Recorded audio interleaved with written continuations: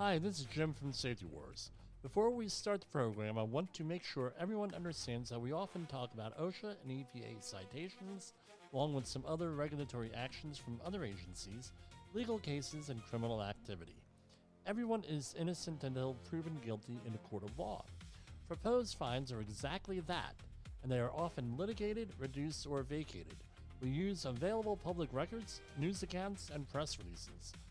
We cannot warranty or guarantee the details of any of the stories we share, since we are not directly involved with these stories. At least not most of the time.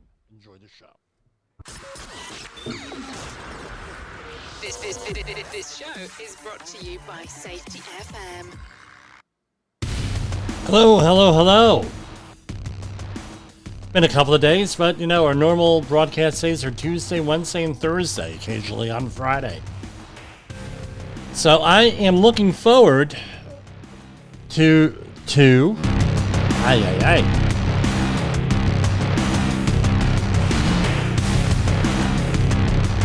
got tangled up in my headphone wire here. Yeah, I'm looking forward to seeing everybody on Monday for the Safety FM event down in Orlando, Florida. Looking forward there. I'm excited to see some people who I've only spoken to on the phone or on Teams calls, that sort of thing, Zoom calls. But anyway, that's on Monday. So next week I will probably not be back in action till Wednesday. Might do a couple of videos here or there. I don't know. Anyway. This is Safety Wars. We have the right here and right now. Like our opening says, we're not really involved in most of these stories. No, these stories, at least not most of the time. But I want to point something out here with this, all right? So this is right from my hometown. Over there off the coast of Woodbridge, New Jersey, Carteret, that sort of thing, Arthur Kill, Perth Amboy, that neighborhood. Carteret, and this is a story from mycentraljersey.com, story by Suzanne Russell. Carteret firefighters had to be rescued from the Arthur Kill on July 4th after the department's Marine Unit 2 was struck by a surfacing whale and sank. They don't identify the whale, right? What kind of whale? I know. We're not going to say, it's Wally the whale, We're going to say, a pilot whale, sperm whale, a right whale, something like that. We're going to say something. I don't mention it here. So, all firefighters aboard were rescued safely with no injuries, apparently by a private boater and a who put up video online, and also a personal watercraft person. So, from the looks of where I'm looking at here, it's right by the Outer Bridge Crossing. Outer Bridge Crossing, they call it that because it would have been funny to call a bridge the Outer Bridge Bridge there, because the guy's name was Outer Bridge, who they named the bridge after. He was, I believe, the designer of the George Washington Bridge. But anyway, I digress. The incident occurred at 4:30 p.m. while Marine Unit 2 was conducting a regional Special Operations Marine Security Detail in the New York, New Jersey port area, according to the Carteret Fire Department. The vessel was returned to borough waters when a whale surfaced and struck beneath the stern south of the Arthur Kill at the mouth of the Raritan Bay. So this, if you're familiar with the area, this is right between Staten Island and Perth Amboy, the old capital of New Jersey, which I'm sure they had festivities over the weekend. And essentially, the right in this area is where the confluence of everything is, and between the Arthur Kill, the Raritan Bay, and the Raritan River, and the Woodbridge River is about half a mile north of there. So to get your bearings there. So the impact caused the boat to immediately begin taking water, leaving firefighters only seconds in abandon the vessel. A nearby recreational boater reported seeing a pod of whales reaching before and after the incident. The circumstances surrounding The collision remained under review as of the writing of this story. The Carteret Fire Department thanked a jet ski operator, a recreational boater, members of Perth Amboy Fire Department Marine Unit, and FMVA Local 258. I don't know what that is. As a union, I'm not familiar with the acronym, for helping rescue firefighters from the water. Right? And what it comes down to is this. Everybody was shaken, but everybody was wearing life jackets. And in that area, I mean, it's, with all the rain and everything in that area, that's all stream fed. A lot of that area is very cold, very murky, and everything else. So you got to wear your life jacket with that. So that's a good thing. Now, if I could point out, there are some positive observations here. Again, I am from this neighborhood. My family in the 70s, 80s, and 90s, before I really moved away, my father got older. And actually, my brother, John, who we talk about all the time here, he actually, in this neighborhood, I'm very familiar with it. I've been in this area, if not hundreds, thousands of times. Now, back during the 1970s, and I sent a message over to Jim McGreevey, the former governor and the former mayor of Woodbridge, who was right over here. This area, we used to do crazy stuff, man. We used to swim this area. We used to crab this area, not too far away underneath the outer bridge crossing. And there was a whole graveyard of derelict ships over there. Still is. The ships are still there and they're rotting away. And further up the road, further up the river, was the Bayway Refinery, a lot of other oil terminals. And you had the ship graveyard, the famous ship graveyard of Staten Island. And you had all this stuff going on there. Water was not very clean. I'm going to say that. But what did we know? We went swimming. We were in the Sea Scouts. We went swimming. We fished. We crabbed. You name it. We ate. Not a very good idea, especially later on when I was doing some crab studies up in the Hackensack River. Further north, I opened up a crab that had freaking elemental mercury in it. And then I said, man, two things. Man, those crabs are very resilient. And number two, very polluted water. Now, Jim McGreevey, going back to this, he went back, and I have photos back in my photo pile at home that show this whole area being basically inundated with garbage from the Fresh Kills Landfill. And whenever there was a major storm like we had over the last weekend, we would get all of the stuff on the quote-unquote beach over in Woodbridge, New Jersey, and all along Carteret, and all different types of deadfall, all in the water here. And it was actually very dangerous. It was not uncommon to be going in that area, and then all of a sudden the alarm starts going up, beep, in the outboard motor, and it was being overheated because there was a piece of garbage, a plastic bag, wrapped completely around the outboard motor. That was not an unusual occurrence. It was not an unusual occurrence to see, and you could go find out what this is, not safe for work, a Coney Island whitefish going by. It was not unusual there. And what ended up happening was, because of Jim McGreevey organizing, as I recall, the towns and to sue New York, Fresh Kills Landfill essentially, with that and a whole bunch of other reasons, got shut down, with New Jersey DEP going and enforcing laws and permits and everything, and all these refineries and terminals along this whole thing, waterway, cleaning up their act. You can see, I don't know if it's fishable or swimmable, but there's a lot of people fishing and swimming out of there, and stripers return, which never happened when I was a kid. Number one. Number two, whales are there.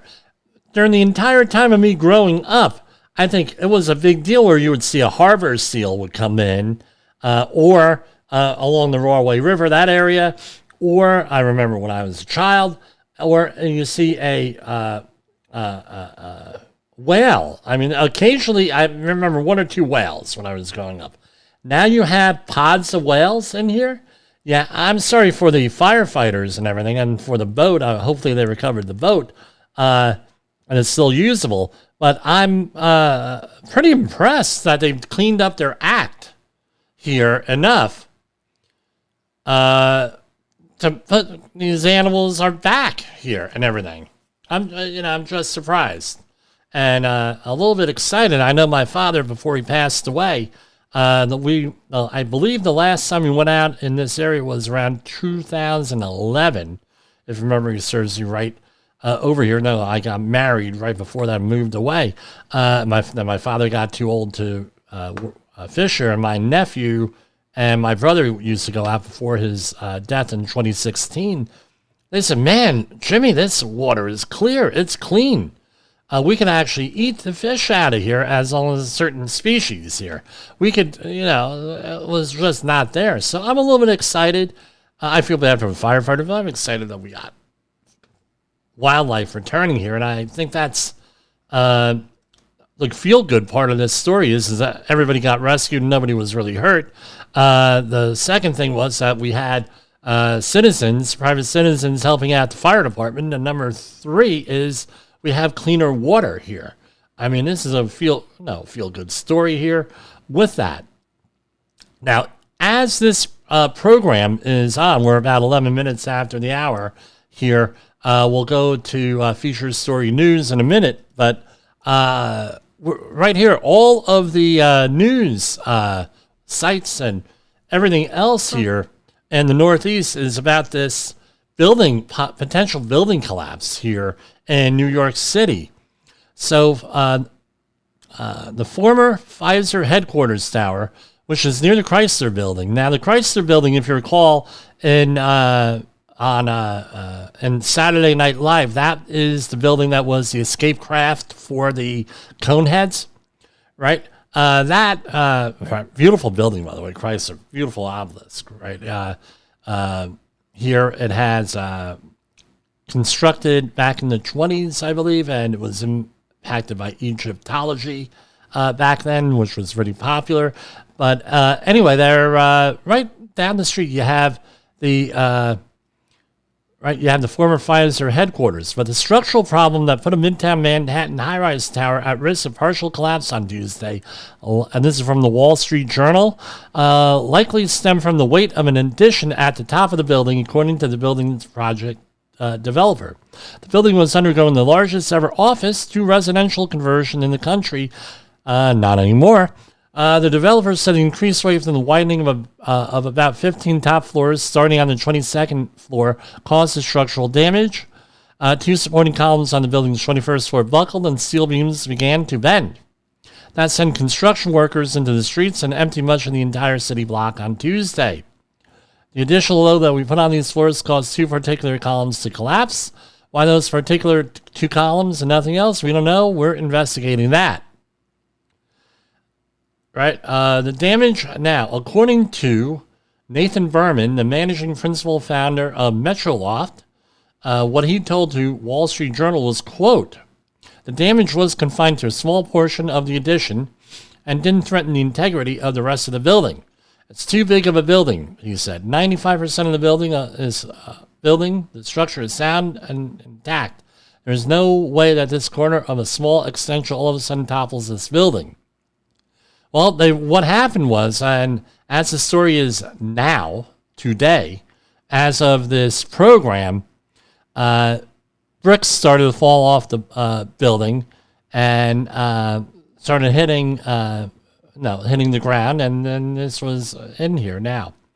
So this building was from the 1960s, was built, but anyway. So as a result, they evacuated several other buildings in the neighborhood with that. So we're at roughly 15 minutes past the hour. I'm going to try to make it a point to go to FSN Radio News at 50 minutes into the program. So we're going to try to continue to do that. So let's see here. Oh, wrong one. Again, I'm... Ay. SafetyFM.com. On Feature Story News in Washington, I'm Jagruti Dave.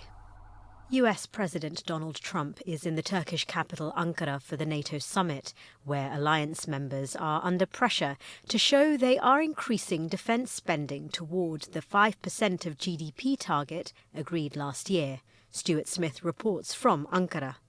It's been a consistent concern of the President that NATO allies are not pulling their weight, and the Secretary-General Mark Rutte was trying to show how much progress has already been made, over $280 billion invested in just over a year, getting closer and closer to some degree of parity with what the United States spends on defence. So that is the main thing that's being talked about today, turning cash into capability and effectively issuing a report card on how the 32 NATO nations are doing when it comes to paying their fair share.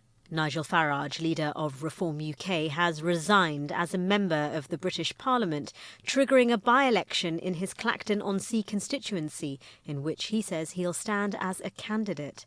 The move comes amid growing scrutiny of Mr Farage's financial arrangements, specifically allegations that a businessman convicted of wire fraud in the United States provided him with staff and access to a London property before he entered Parliament. Mr Farage and Reform UK deny any rules were broken.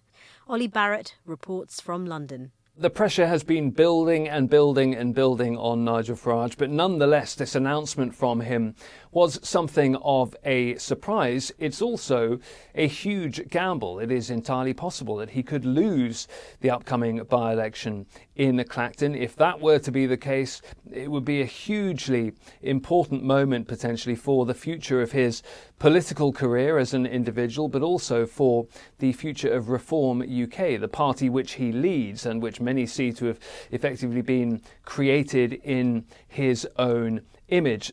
Marine Le Pen has declared she will run for the French presidency in 2027, hours after a Paris appeals court upheld her conviction for misusing European Union funds, but reduced her sentence. Le Pen says she will challenge the ruling before France's highest court. Ross Cullen reports from Paris. Marine Le Pen can run in the 2027 French presidential election. She can technically run, she can legally run. She won't be contravening any sentence that's been applied to her, but she would have to do so wearing an electronic tag. She has previously said she would not campaign if she had to wear an electronic tag, and so if she stands by what she said previously, she won't be running, and it would be the 30-year-old party president of the National Rally, Jordan Bardella, who would be standing in her place. From bureaus worldwide, this is FSN. With FSN Spotlight, I'm Simon Marks, looking in more detail today at President Donald Trump's intervention to overturn the impact of the red card shown to top US goalscorer Florin Balogun at the World Cup. Has it made a mockery of FIFA under the leadership of Gianni Infantino? Dr. Gregory Ioannidis is an international sport lawyer who teaches at Sheffield Hallam University. I would say this is not really a story about whether FIFA had the legal power to act. It is a story about how that power was exercised. And of course, if you think about this, there are really two separate questions. First of all, did FIFA have the legal authority to suspend the implementation of Balogun's suspension? Based on the information that we currently have, it appears that it did. The second question, which is the most important one, is basically as to whether FIFA had the constitutional power and the constitutional framework to act within it. And every organization has powers, and the real test here is whether those powers are exercised independently, consistently, transparently, in a way that maintains public confidence. And this is the real issue here. This is by no means the first time that FIFA's credibility or lack of transparency have been questioned. President Trump claims he merely requested a review of the red card and did not tell Mr. Infantino what to do. With FSN Spotlight, I'm Simon Marks. The main headlines again. US President Donald Trump is in Ankara for the NATO summit, where alliance members are under pressure to show their increasing defence spending. Reform UK's Nigel Farage has resigned as an MP, triggering a by-election in his constituency in which he says he'll stand as a candidate. A Paris appeals court has upheld Marine Le Pen's embezzlement conviction but reduced her sentence, meaning she could legally stand in the 2027 presidential election. And that is the latest from Feature Story News. I'm Jagruti Dave in Washington. Okay, thank you very much there. Now, weird coincidence happened to me 6 years ago today. Again, not to get private. Jim, you get too personal. Well, we'll get too personal. So what? Here. So, I was, thinking about my brother John, and this came across my Facebook feed today, and guess what happened? Right? About an hour later, his truck that he used to drive at the last job that he was on shows up at the project that I'm on. Now, the company had gone bankrupt and everything else. It's no longer in existence, no longer there, but this was what showed up at the job site. So weird things happen sometimes. Now, we're going to talk about the July 4th festivities this past weekend. We had a great time over the weekend with our activities. We had boating up on a lake up in northern New Jersey, fishing,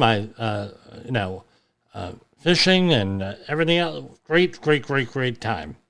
Now, I'm going to say, I watched the fireworks display and everything, and a couple of them. We did the boulders, Rockland boulders, on Friday. And then, Saturday we just stayed in. It was too hot to do anything really outside for most of the family, except for me, of course. And so I'm a little bit disappointed here on something. All right. And here, what do we talk about? We talk about people getting manipulated. All right, if you hire me for private classes on accident investigations, how to do an accident investigation, things of that nature, we go over onto how to detect the deceptive stuff, right? How are people deceiving you? How to not get manipulated. We even had a pushback on pushback faced by safety professionals based on the Saul Alinsky's rules for radicals, the 13 rules. We talk about, being authentic. I think that's safe to assume that is a theme all across the Safety FM network. Today, currently, and historically has been authentic and everything else. Now, I'm going to say this. You are being manipulated on so many different ways out there. Everything's a manipulation game. Leave out information, give you irrelevant information, give you information to control you and everything else. So we're going to go, as we go further along here, we're going to talk more and more about that. Right? Basically, this whole manipulation game. And you can't be, we talked about last week, Will Wheaton talking about Dwayne "The Rock" Johnson. He's not being political enough. Well, guess what?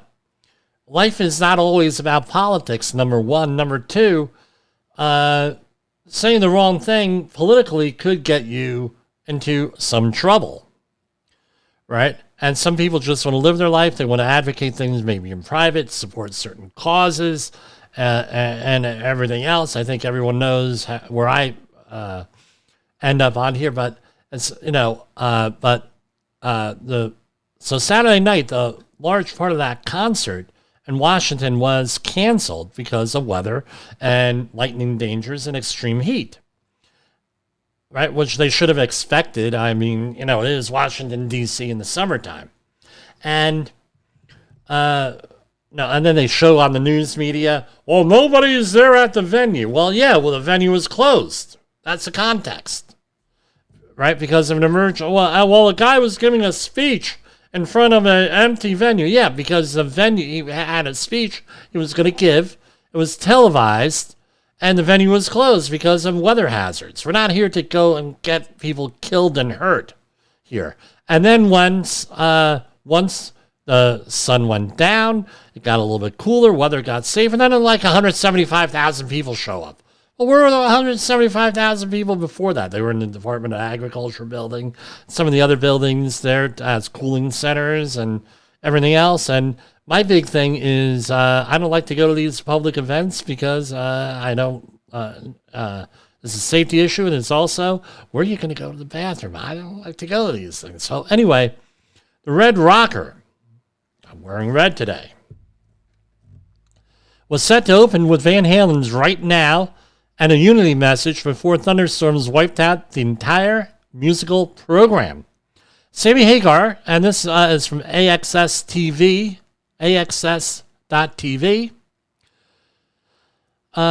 right. Hagar, who was booked as a surprise performer, also shared a handwritten speech he had planned to deliver at the top of his set, framing his involvement as a patriotic gesture with no political intent. Great. Thunderstorms wipe out, and it goes on and on and on, and details this. So the important thing is this is what he said on with this. Hagar, right, was right. So this was the speech that he delivered. The song is Right Now, and if you recall the video and everything from the 90s, it was about social issues and things of that nature. It was Right Now, Right Now, Right Now. They won some awards for it. Arguably one of their top songs of the Van Hagar period. Right now, we are celebrating our country's 250th birthday, and right now will be a good time to reunite this country. Come together right now. Stop the violence. Stop the hate. Right now is a good time to show some love and respect to our fellow brothers and sisters. Let's not be prejudiced. Let's all come together right now. Remember, united we stand, divided we fall. All we need is love. Right here, right now. Happy birthday, America. Right?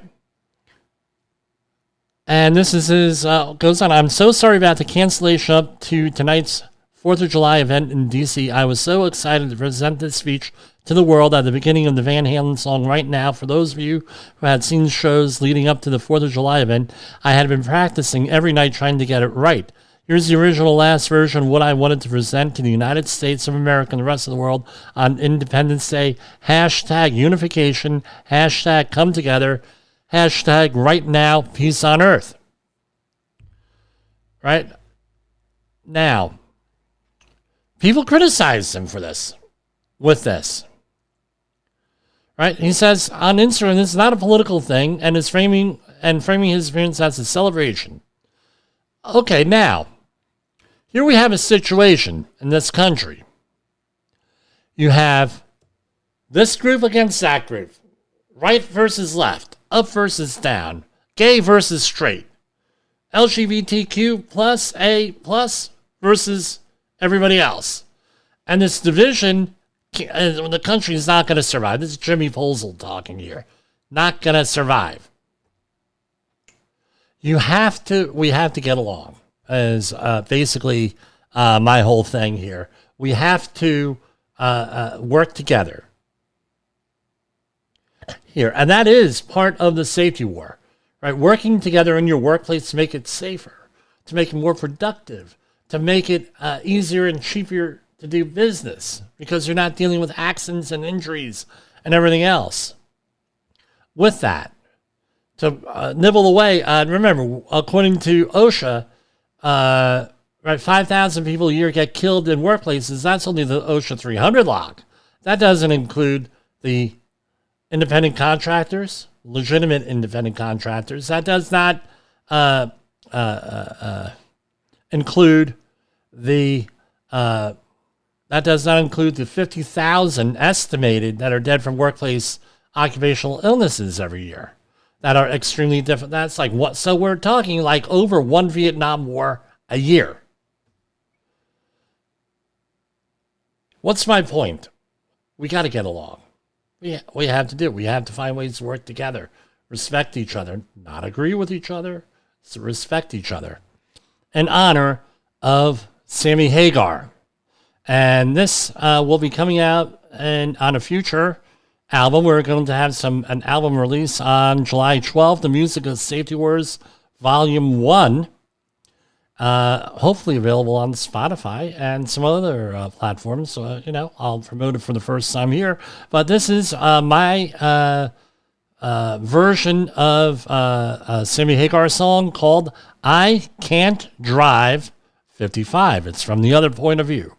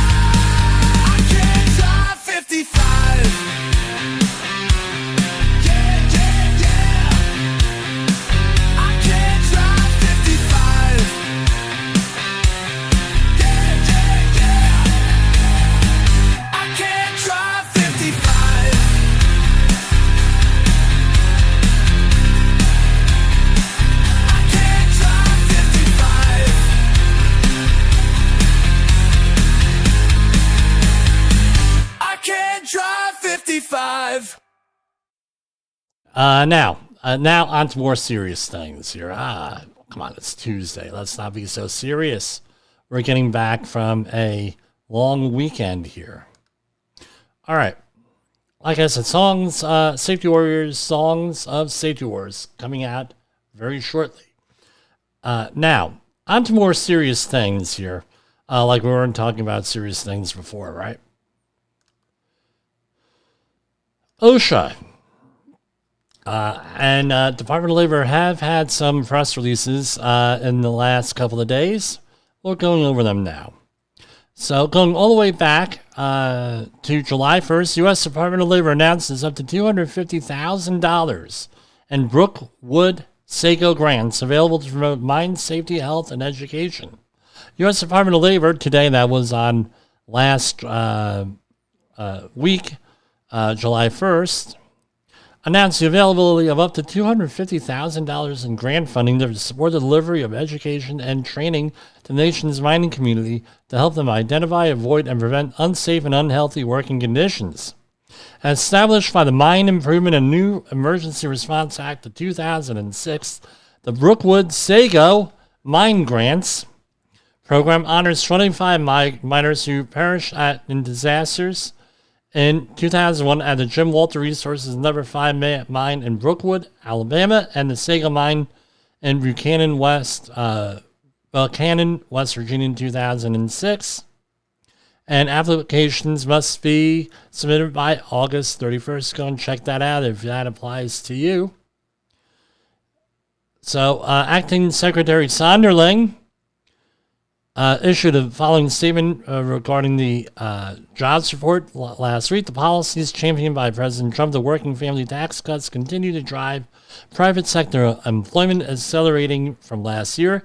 The administration has created more than 9,000 jobs while keeping government employment at its lowest levels since 1966.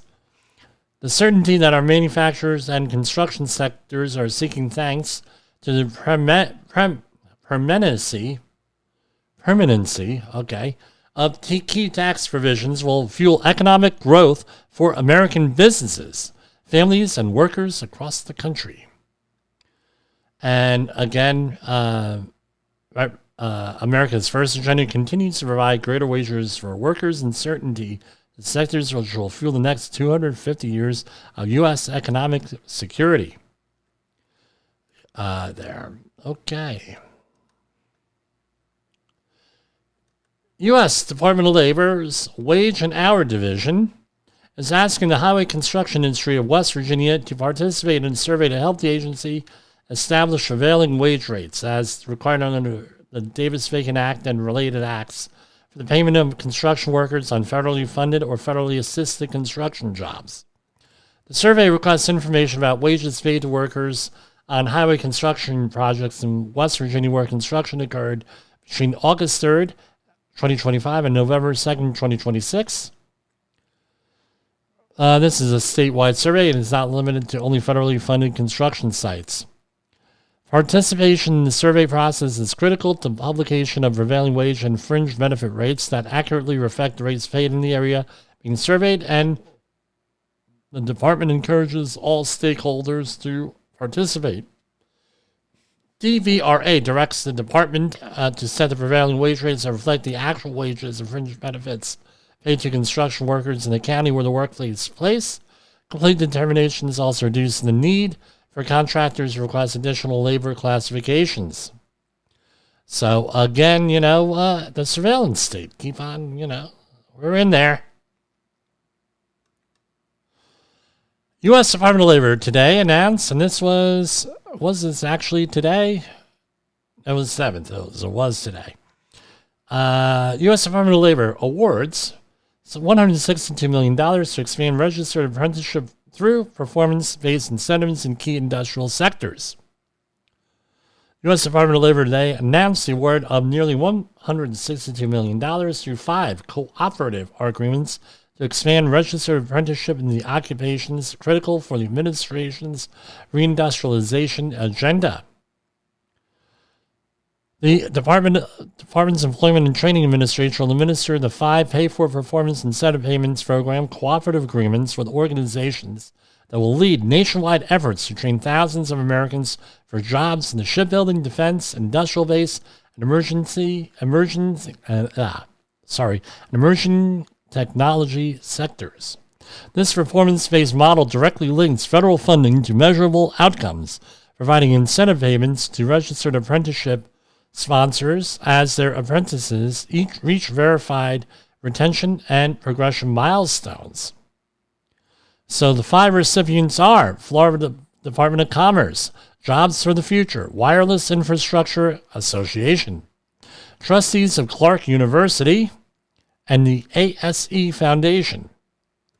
Go and check it out on the website there. Bouncing on over to the EPA. Hold on. I tell you what, hold on. Before we get to the EPA, this actually is off of Axios. So this is not a right-wing publication or anything like that. This is actually, we talk about demographics here because very few people want to talk about demographics, and demographics actually pushes things. We talked about the U.S. Census and their statistics. Are they necessary? Are they this? Are they that? Well, guess what? Now that's all open for debate. My opinion, you should know my opinion. They're collecting too much information on us. Real simple with this. So, this is behind a paywall. There is a shrinking, right, demographic here. Missing middle, the shrinking 45 to 64 population, that's Gen X. Right? So basically, the population pyramids work best when they are wide on the bottom and narrow on the top. When you are missing a sector of the population here, especially the middle of it, bad things happen. So what are we looking at here? What we're looking at is what kind of employment are we looking at in the future? What are our healthcare costs in the future? Right now, because of the baby boomers, 65 and older, for the next 20 years, they're going to need a lot of geriatric care and medical care on that end. It's one way. When you start missing things in the middle here, that's when you start to have problems. So, hold on. Well, I can't, hold on. I should have this on here. I did not realize this was a behind a paywall. I think I'm paid on here. Hold on. Let's go to a bit here. Hold on.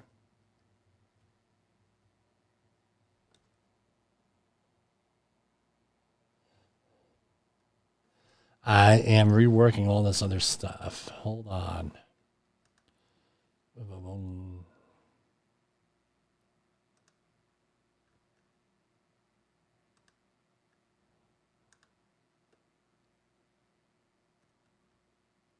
Sorry, folks. This is live radio, right?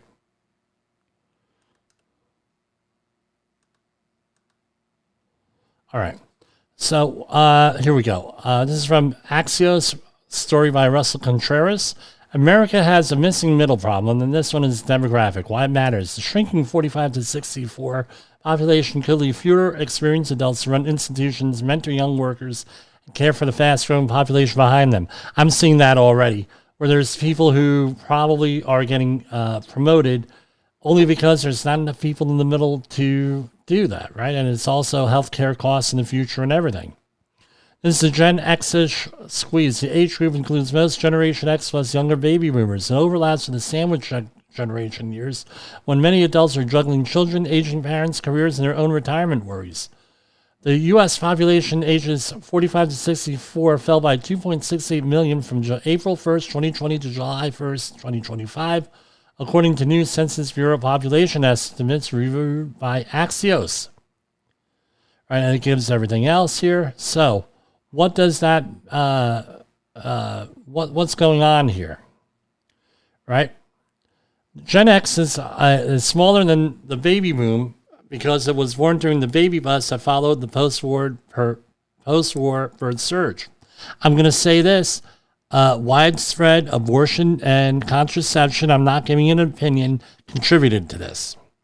We discussed how in 1992, 1993, when I graduated college, they realized that, oh crap, we don't have all these people now applying to college, so what are we going to do? We're going to go after the non-traditional student, again, which was me, and that's when I got my master's degree.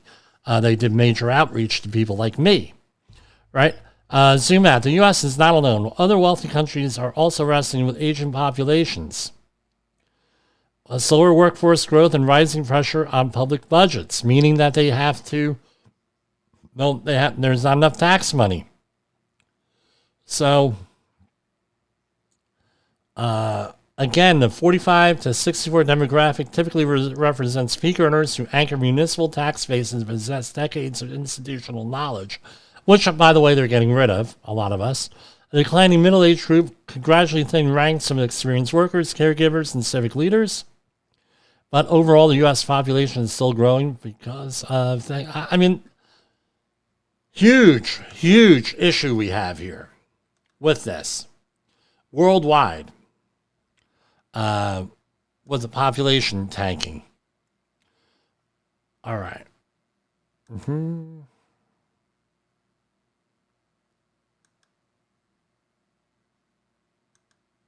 And let's see what else we're going to talk about here. We're going to be back in a minute here, and we'll go from there. All right, so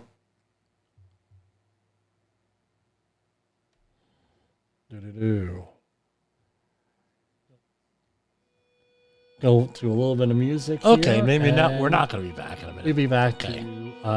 Let's in a moment see what else we got here.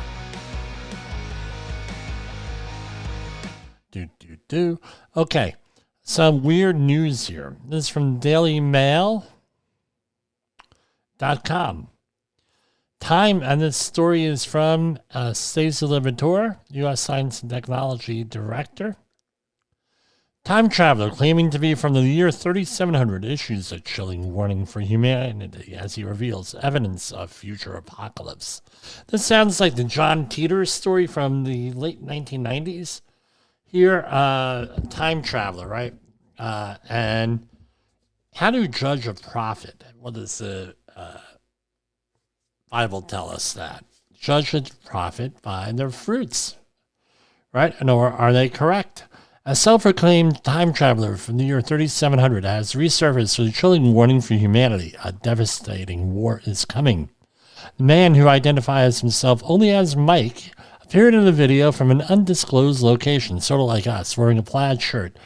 Too bad he's not wearing a baseball jersey, like some other people I know. And with his face blurred and voice distorted, he claimed that by the year 3000, robots have replaced humans in many roles and centuries later turned against their creators. The war between the human race and artificial creations, the robots who had artificial intelligence, once they understood their power, they understood their dominance above humans and rose above them.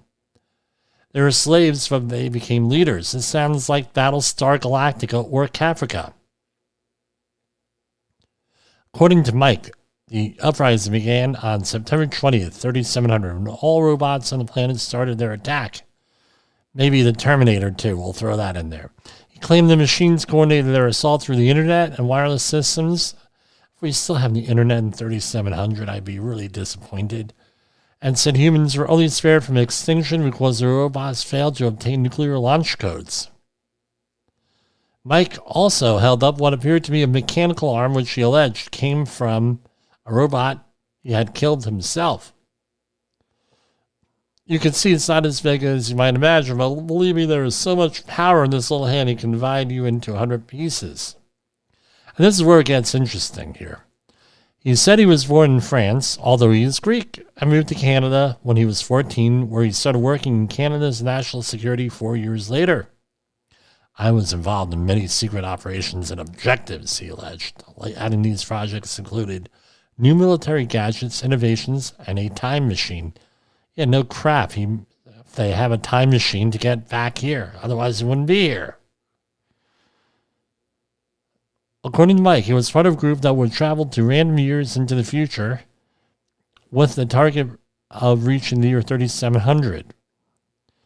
And, the global population, which we always talk about, had fallen to just 3 billion people, while only 1 million rabbits remained on Earth. Adding that humans still performed creative jobs. And it goes on and on and on. Talk about bizarre, huh? All right. So let's go into some other stuff here. Still problems going on in the Middle East.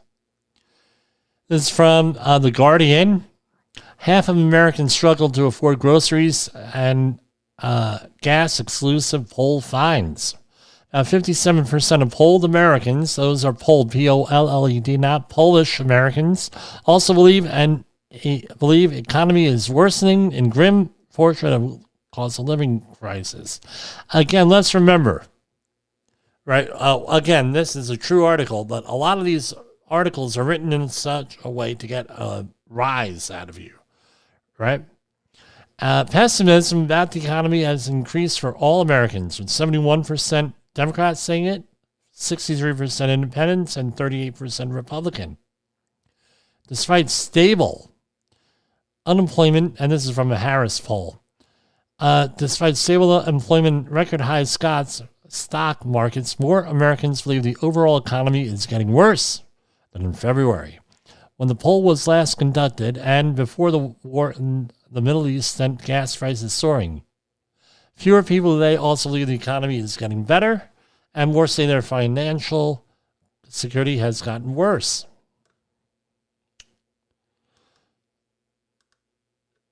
This is from Wired magazine.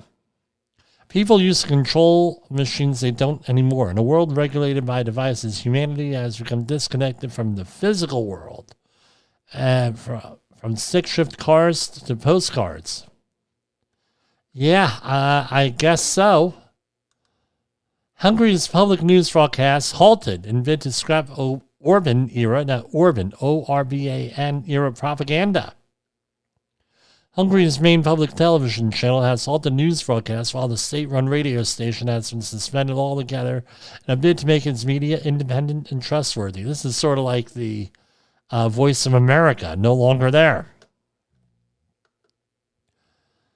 The country's former prime minister, Orban, who was ousted in April after 16 years in power, had tightly controlled state media. Right? Public media will, and this is what they said, public media will now be reformed so it will be independent and trustworthy. Our news program is currently suspended. Stay tuned.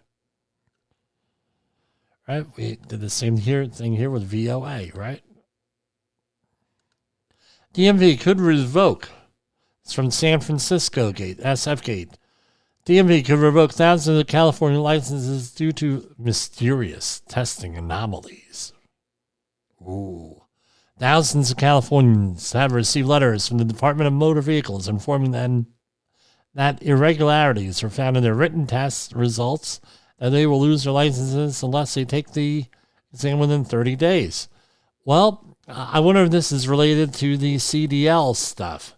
I tell you what, with a lot of the drivers I see out there that make deliveries to construction sites, big tractor trailers, I kind of question that, right?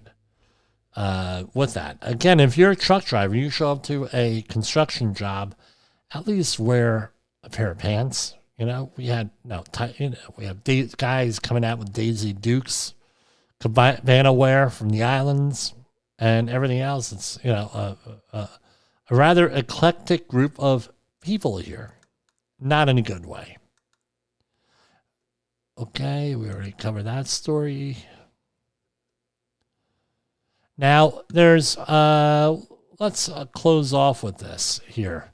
Now, there's apparently Senator Mitch McConnell was admitted to the hospital on June 14th. His office provided few updates. This has been the stuff of conspiracy theories here.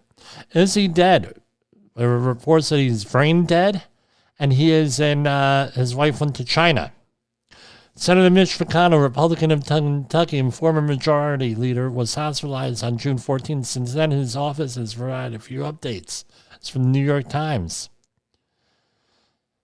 The most recent statement from his office on Thursday said that the senator appreciates the outpouring support he's receiving while he continues his recovery in the hospital, and that he continues to improve and is working closely with his staff out in Kentucky and Senate matters while the Senate is out of session.